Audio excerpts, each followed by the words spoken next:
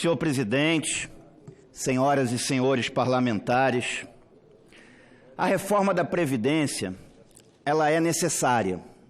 O país precisa de uma reforma da Previdência. Há um déficit que é real, não é fictício.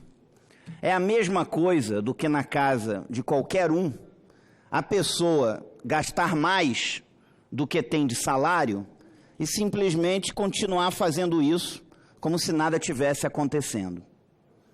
Um dia, ela vai quebrar. Então é importante sim que esse país faça uma reforma da Previdência. Há um déficit que é real, que não é fictício. A reforma é necessária. Agora,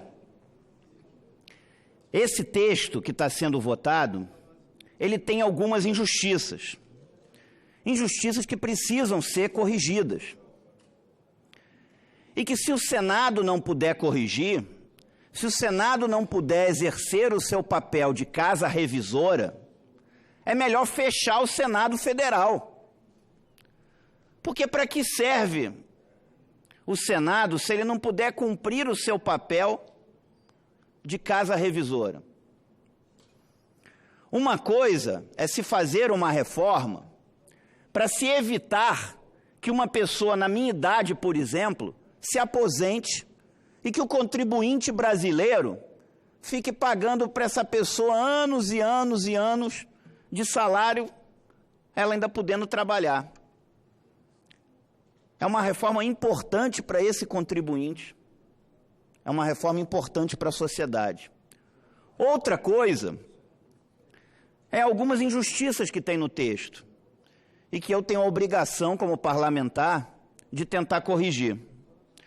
Por isso, protocolei nessa casa algumas emendas a essa reforma.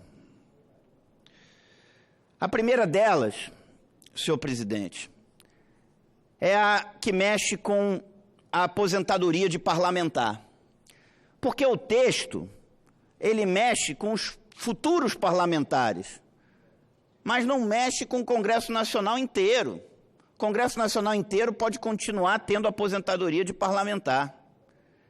E aí está errado. Eu abri mão da aposentadoria especial de parlamentar no meu primeiro dia como senador. Abri mão em caráter irrevogável, nem que eu queira eu posso voltar atrás.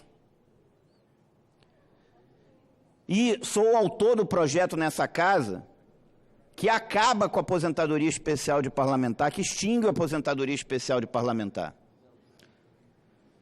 Então, não é correto isso. Então, a minha emenda coloca também os atuais parlamentares, extingue também para os atuais parlamentares, colocando todos no INSS.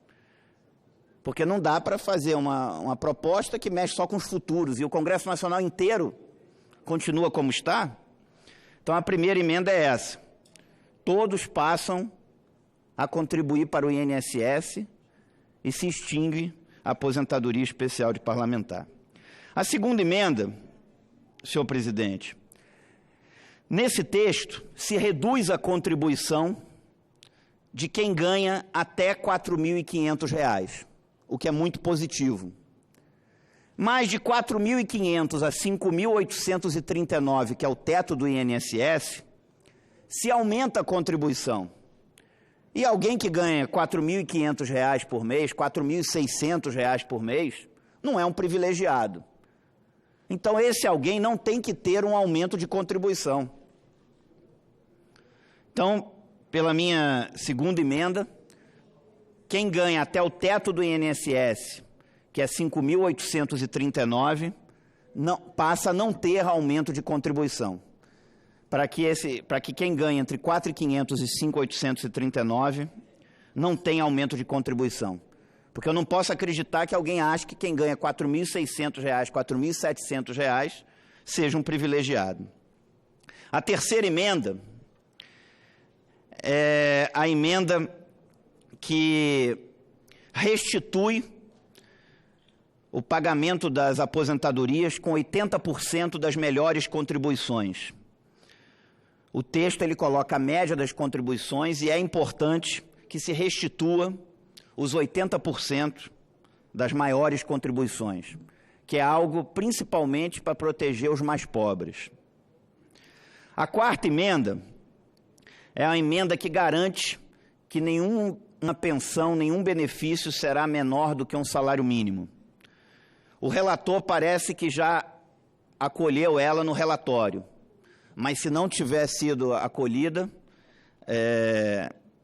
ela também está protocolada para ser votada aqui nessa casa. A quinta emenda é uma emenda que cria mais uma regra de transição e dá mais uma opção para o trabalhador, no sentido de reduzir o pedágio para 50%, de 100% para 50%, e valendo para todos. Então, se isso for melhor para o trabalhador, ele tem essa opção, como uma regra de transição.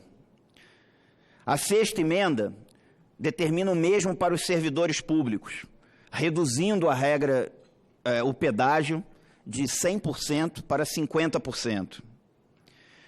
E a sétima emenda, senhor presidente, a Câmara dos Deputados fez uma alteração importante no texto inicial do governo, no sentido de colocar 15 anos de contribuição também para os homens. Mas ficou um gap de 15 a 20 anos. Se a pessoa trabalha 15 anos, contribui por 15 anos ou contribui por 19 anos, no final ela vai ganhar a mesma coisa, porque só começa a aumentar a aposentadoria dela a partir de 20 anos, aumentando 2% a cada ano. Com essa minha emenda, passaria a aumentar a partir de 15 anos, aumentando 1,6% a cada ano, na medida que é algo justo e na medida que incentiva a pessoa que ela contribua mais. Então, a partir de 15 anos de contribuição, a cada ano aumentaria 1,6% no seu benefício. A reforma ela é importante, ela é necessária, o país tem um déficit que é real, que não é fictício. Agora, o governo não pode gastar mais do que arrecada. Agora, tem algumas injustiças nesse texto que precisam ser corrigidas. E, na minha visão, o Senado deveria corrigir isso, e eu tenho obrigação como parlamentar de tentar corrigir.